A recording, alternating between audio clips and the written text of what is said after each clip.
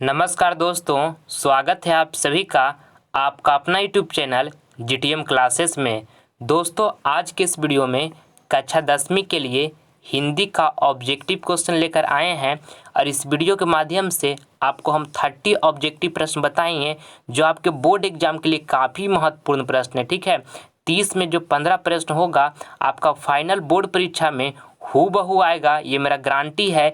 इसलिए आपसे मेरा रिक्वेस्ट है दोस्तों कि इस वीडियो का एक भी प्रश्न स्किप ना करें, वीडियो को शुरू से लेकर अंत तक जरूर देखें। ठीक है, तो चलिए हम वीडियो को स्टार्ट करते हैं। देखिए आज का पहला प्रश्न, सेन साहब की नई मोटर कार किस रंग की थी? ऑप्शन ए में लिखा हुआ है सफ़ेद, बी में लिखा हुआ है काली, सी में लिखा हुआ है लाल और डी में लिखा हुआ है नीली। तो दोस्तों ये प्रश्न में आपको यहाँ से बताना है कि सेन साहब की नई मोटर कार किस रंग की थी? तो काली रंग की थी। ठीक है, ऑप्शन नंबर यहाँ पर बी जो होगा हमारा बिल्कुल करेक्ट आंसर हो जाएगा।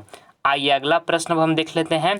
दूसरा नंबर, सभा शब्द कौन संज्ञा है? ऑप्शन ए में लिखा हुआ है जातिवाचक, बी में लिखा हुआ है व्यक्तिवाचक, सी में लिखा है समूहवाचक और डी में लिखा हुआ है भाववाचक। दोस्तों ये प्रश्न में आपको यहाँ से बताना है कि सभा शब्द कौन संज्ञा है? तो समूहवाचक संज्ञा है सभा शब्द। ठीक है, ऑप्शन नंबर यहाँ पर सी जो होगा हमारा बिल्कुल करेक्ट आंसर हो जाएगा। आइए अगला प्रश्न हम देख लेते हैं। तीसरा नंबर, बाबा साहेब भीमराव अंबेडकर का जन्म किस राज्य में हुआ था? ये प्रश्न आपके बोर्ड एग्जाम के लिए काफ़ी महत्वपूर्ण प्रश्न है। ऑप्शन ए में लिखा हुआ है मध्य प्रदेश, बी में लिखा हुआ है बिहार और सी में लिखा हुआ उत्तर प्रदेश और डी में लिखा हुआ है बंगाल। तो दोस्तों इसमें आपको बताना है कि बाबा साहेब भीमराव अंबेडकर का जन्म किस राज्य में हुआ था? तो मध्य प्रदेश में हुआ था। ठीक है, ऑप्शन नंबर यहाँ पर ए जो होगा बिल्कुल करेक्ट आंसर हो जाएगा। और बाबा साहेब भीमराव अंबेडकर का जन्म दोस्तों कब हुआ था? तब याद कर लीजिएगा इसको भी कि 14 अप्रैल 1891 ईस्वी को बाबा साहेब भीमराव अंबेडकर का जन्म हुआ था। कब हुआ था जन्म भीमराव अंबेडकर का? तो 14 अप्रैल 1891 ईस्वी में बाबा साहेब भीमराव अंबेडकर का जन्म हुआ था। ठीक है, और बाबा साहेब भीमराव अंबेडकर का जन्म किस परिवार में हुआ था? तो दलित परिवार में हुआ था। ठीक है, ये भी आपको साथ में याद रखना है, काफ़ी महत्वपूर्ण है आपके बोर्ड एग्जाम के लिए। आइए अगला प्रश्न हम देख लेते हैं। चौथा नंबर, वकालत की पढ़ाई के लिए गांधी जी कहाँ गए थे? ये भी प्रश्न आपके बोर्ड एग्जाम के लिए काफ़ी महत्वपूर्ण है, बहुत बार आपका एग्जाम में पूछा गया है। ऑप्शन ए में लिखा हुआ है अमेरिका, बी में लिखा है ब्रिटेन और सी में लिखा है जापान और डी में लिखा है दक्षिण अफ्रीका। तो आपको बताना है दोस्तों इस प्रश्न में कि वकालत की पढ़ाई के लिए गांधी जी कहाँ गए थे? तो दक्षिण अफ्रीका गए थे। ठीक है, ऑप्शन नंबर यहाँ पर डी जो होगा हमारा बिल्कुल करेक्ट आंसर हो जाएगा। और दक्षिण अफ्रीका से वापस लौटकर गांधी जी कब आए थे? तो 1915 ईस्वी में आए थे। ठीक है, इसको भी आपको साथ में याद रखना है, ये आपके बोर्ड एग्जाम में पूछा जाता है। आइए अगला प्रश्न हम देख लेते हैं। 5वां नंबर, किस देश में सबसे अधिक जातियां हैं? ऑप्शन ए में लिखा हुआ है भारत, बी में लिखा है अमेरिका, सी में लिखा है चीन और डी में लिखा है जापान। तो दोस्तों ये प्रश्न में आपको यहाँ से बताना है कि किस देश में सबसे अधिक जातियां हैं? तो भारत में सबसे अधिक जातियां हैं। ठीक है, ऑप्शन नंबर ए जो होगा हमारा बिल्कुल करेक्ट आंसर हो जाएगा। आइए अगला प्रश्न हम देख लेते हैं।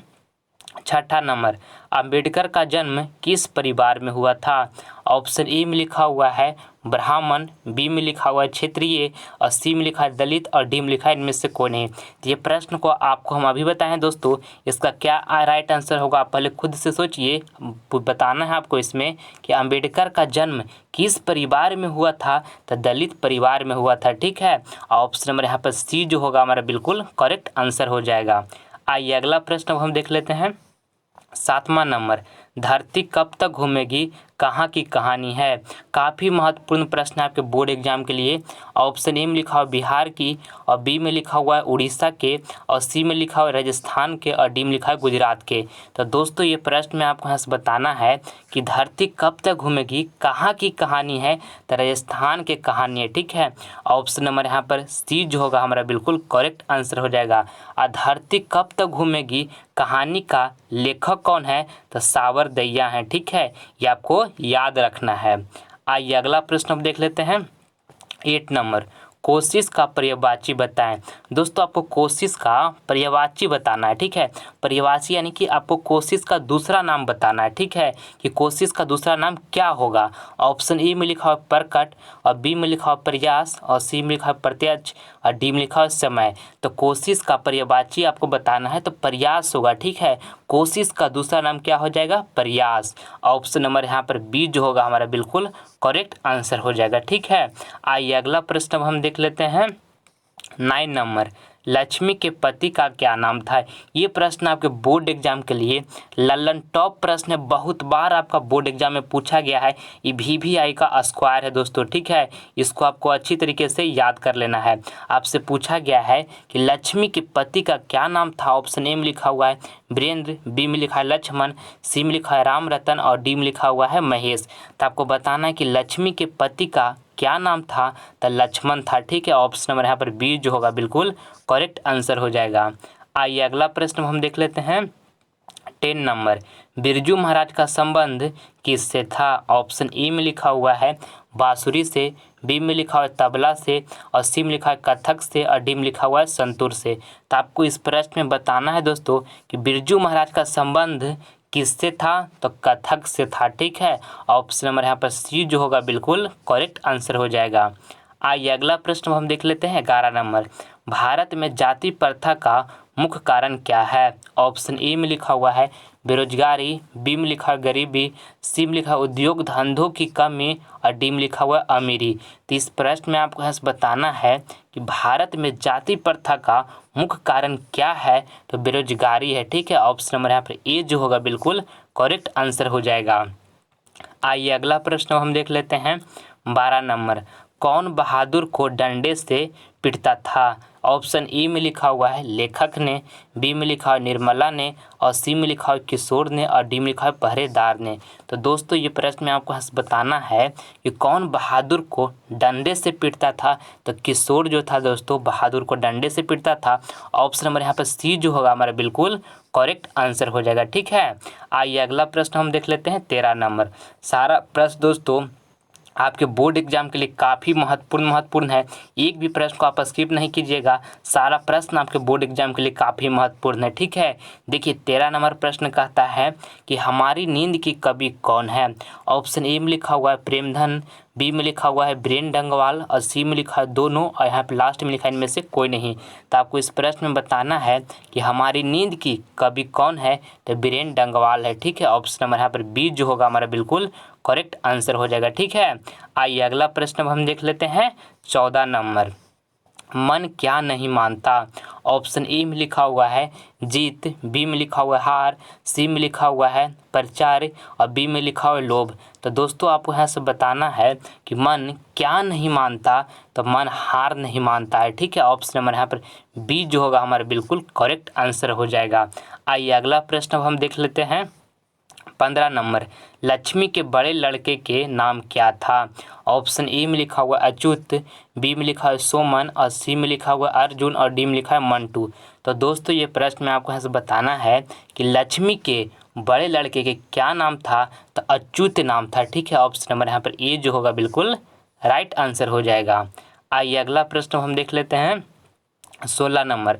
और दोस्तों आगे बढ़ने से पहले आपसे हमारी एक छोटी सी रिक्वेस्ट है कि अगर जो आप अभी तक हमारे चैनल को सब्सक्राइब नहीं किए हैं दोस्तों, तो इस चैनल को आप सब्सक्राइब कर लें, क्योंकि इससे हमें नेक्स्ट वीडियो बनाने के लिए मोटिवेशन मिलता है, ठीक है। और जब भी इस वीडियो पर हम कोई भी वीडियो को अपलोड करेंगे तो सबसे पहले नोटिफिकेशन आपको प्राप्त होगा, ठीक है। अगर जो आप अभी तक सब्सक्राइब नहीं किए हैं तो जल्द इस चैनल को सब्सक्राइब कर लें, ठीक। देखिए 16 नंबर प्रश्न कहता है कि 7 कौड़ी होता किस भाषा के कथाकार है। ऑप्शन ए में लिखा हुआ हिंदी, बी में लिखा है उड़िया, और सी में लिखा हुआ है मगही, और यहाँ पे डी में लिखा है भोजपुरी। तो दोस्तों ये प्रश्न में आपको यहाँ से बताना है कि 7 कौड़ी होता किस भाषा के कथाकार है, तो उड़िया भाषा के कथाकार है, ठीक है। ऑप्शन नंबर यहाँ पर बी जो होगा बिल्कुल करेक्ट आंसर हो जाएगा।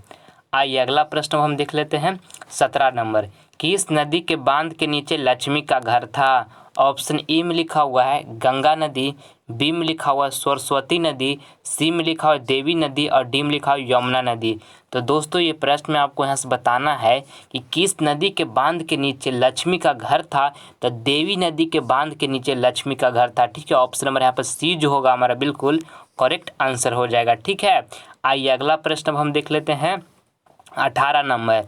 ढहते विश्वास कहानी के मुख्य पात्र कौन है? काफ़ी महत्वपूर्ण प्रश्न है आपके बोर्ड एग्जाम के लिए। ऑप्शन ए में लिखा हुआ है सीता, बी में लिखा हुआ है लक्ष्मी और सी में लिखा है मंगू और डी में लिखा है मंगम्मा।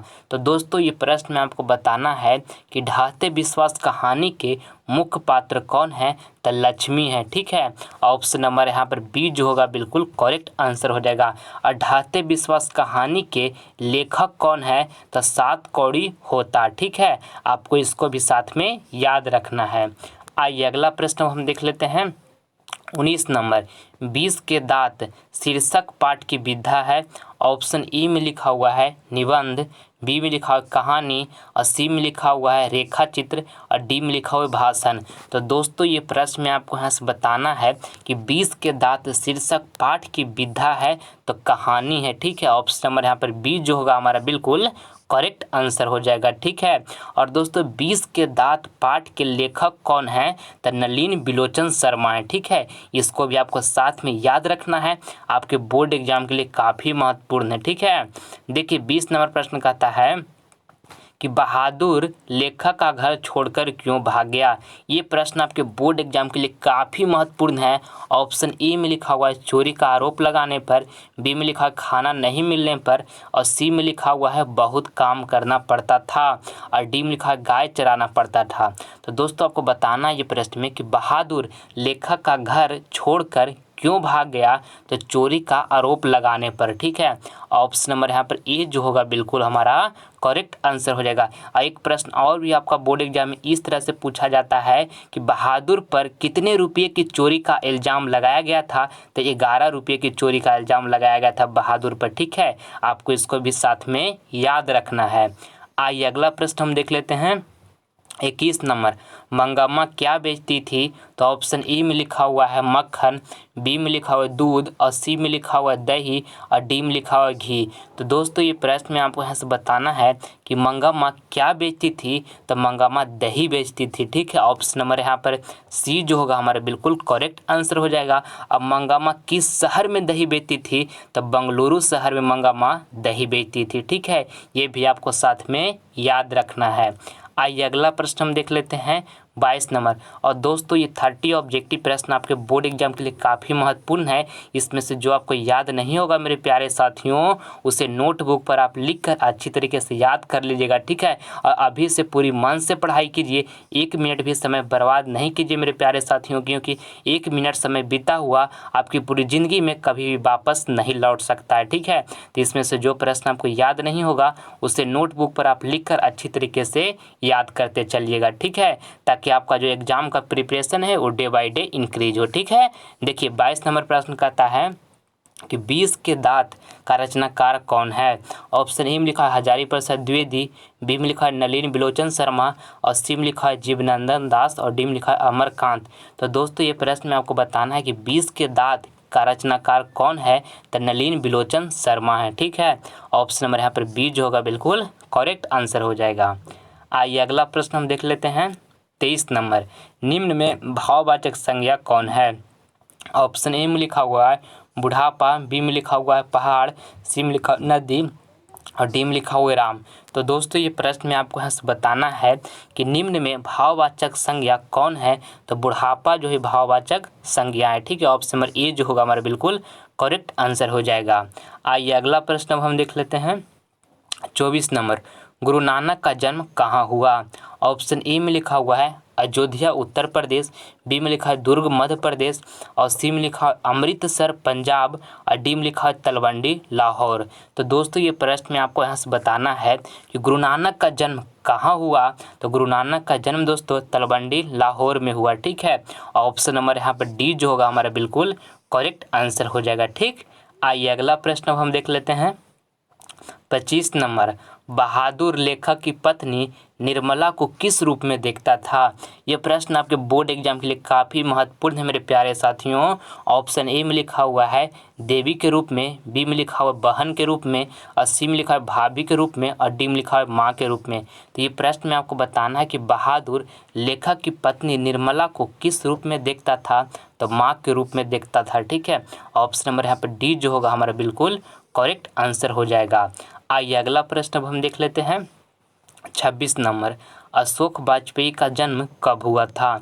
ऑप्शन ए में लिखा हुआ है 16 जनवरी 1941 ईस्वी में, बी में लिखा है 19 मई 1943 ईस्वी में, सी में लिखा हुआ 10 मार्च 1942 ईस्वी में, और डी में लिखा है 15 जून 1944 ईस्वी में।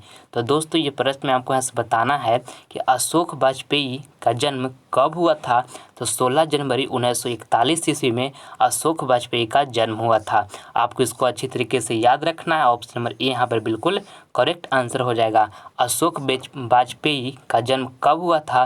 तो 16 जनवरी 1941 ईस्वी में अशोक वाजपेयी का जन्म हुआ था। ठीक है, आइए अगला प्रश्न देख लेते हैं।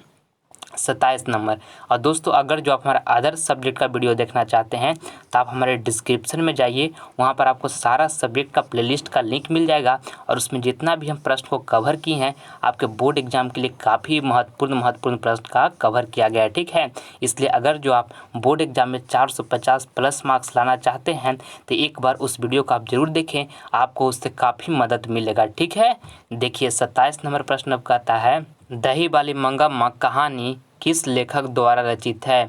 ये ऑप्शन नंबर ए में लिखा हुआ है श्रीनिवास, बी में लिखा है सात कौड़ी होता, और सी में लिखा हुआ ईश्वर पेटलीकर, और डी में लिखा है सुजाता।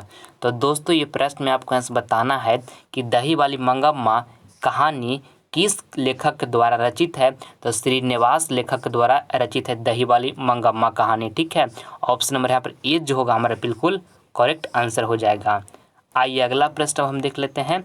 28 नंबर, भाववाचक संज्ञा का उदाहरण है। ऑप्शन ए में लिखा हुआ है बहन, बी में लिखा हुआ लकड़ी, और सी में लिखा हुआ सर्दी, और डी में लिखा हुआ घड़ी। तो दोस्तों ये प्रश्न में आपको यहाँ से बताना है कि भाववाचक संज्ञा का उदाहरण है। तो जो सर्दी है ये भाववाचक संज्ञा का उदाहरण है। ठीक है, ऑप्शन नंबर यहाँ पर सी जो होगा हमारा बिल्कुल करेक्ट आंसर हो जाएगा। ठीक, आइए अगला प्रश्न अब हम देख लेते हैं। 29 नंबर, द्रव्यवाचक संज्ञा का उदाहरण है। ये प्रश्न आपके बोर्ड एग्जाम के लिए काफ़ी महत्वपूर्ण है। ऑप्शन ए में लिखा हुआ है गुच्छा, बी में लिखा हुआ तेल, सी में लिखा हुआ शहर, और डी में लिखा हुआ कच्छा। तो दोस्तों ये प्रश्न में बताना है आपको कि द्रव्यवाचक संज्ञा का उदाहरण है। तो जो तेल है ये द्रव्यवाचक संज्ञा का उदाहरण है। ठीक है, ऑप्शन नंबर यहाँ पर बी जो होगा हमारा बिल्कुल करेक्ट आंसर हो जाएगा। आइए अगला प्रश्न हम देख लेते हैं। 30 नंबर, निम्न में कौन शब्द सर्वनाम है। ये भी प्रश्न दोस्तों आपके बोर्ड एग्जाम के लिए काफ़ी महत्वपूर्ण है। ऑप्शन ए में लिखा हुआ है मोहन, बी में लिखा हुआ आप, और सी में लिखा हुआ है कमला, और डी में लिखा हुआ है गुड़िया। तो दोस्तों ये प्रश्न में आपको बताना है कि निम्न में कौन शब्द जो है सर्वनाम है। तो ये आप जो है ये हमारा सर्वनाम है। ठीक है, ऑप्शन नंबर यहाँ पर बी जो होगा बिल्कुल करेक्ट आंसर हो जाएगा। आइए अगला प्रश्न हम देख लेते हैं। ये प्रश्न आपका HW का है। होमवर्क में ये प्रश्न आपको दिया जा रहा है। इसका जवाब आपको कमेंट बॉक्स में देना है कि चारों ऑप्शन में से कौन ऑप्शन बिल्कुल सही होगा। ठीक है, देखिए प्रश्न कहता है कि महात्मा गांधी का जन्म कहाँ हुआ था। ऑप्शन ए में लिखा है बिहार में, बी में लिखा है मध्य प्रदेश में, सी में लिखा है गुजरात में, और डी में लिखा है राजस्थान में। तो चारों ऑप्शन में दोस्तों जो ऑप्शन आपको सही लगेगा उसका जवाब आप हमारे कमेंट बॉक्स में ज़रूर दीजिएगा। आपका कमेंट का हम रिप्लाई ज़रूर देंगे। ठीक है, आई होप ये वीडियो आपको पसंद आया होगा। तो प्लीज़ आप इसे लाइक करें, अपने दोस्तों में शेयर करें, और आप हमारे चैनल पर नए हैं तो आप इसे सब्सक्राइब कर लें ताकि आने वाले वीडियो का नोटिफिकेशन सबसे पहले आपको मिले। मिलते हैं हम आपसे अगले वीडियो में, तब तक के लिए जय हिंद जय भारत।